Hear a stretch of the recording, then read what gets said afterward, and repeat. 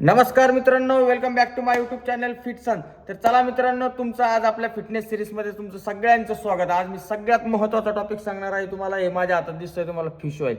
Fish ऑइलबद्दल मी तुम्हाला आज माहिती देणार आहे. आणि फिश ऑइल तुमच्या शरीरात काय काय बदल करतं आणि जिम करणाऱ्यांनी का घेतलं पाहिजे आणि जे लोक जिम करत नाही त्यांनी देखील का घेतलं पाहिजे, ही सविस्तर माहिती मी तुम्हाला देणार आहे. तर व्हिडिओ जो आहे तो शेवटपर्यंत बघायचा आणि व्हिडिओला लाईक करायचा आणि चॅनलला सबस्क्राईब करायचं मित्रांनो.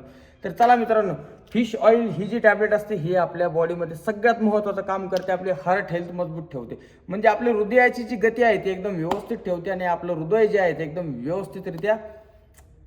व्यवस्थितरित्या आपलं जे हृदयाचं जे काम आहे ते सुरळीत करते.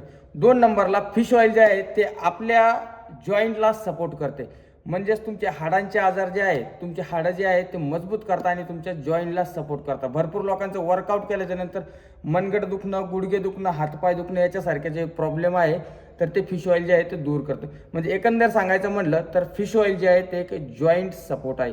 फिश ऑइलने तुमची मेमरी जी आहे ती शार्प होते. म्हणजे फिश ऑइल जे आहे ते फक्त बोन हेल्थसाठी किंवा हार्ट हेल्थसाठी नसून ते तुमच्या ब्रेनला देखील सपोर्ट करतो. तुमची ब्रेनची जी फोकस आहे तो वर्कआउट दरम्यान जो आहे तो वाढवतो.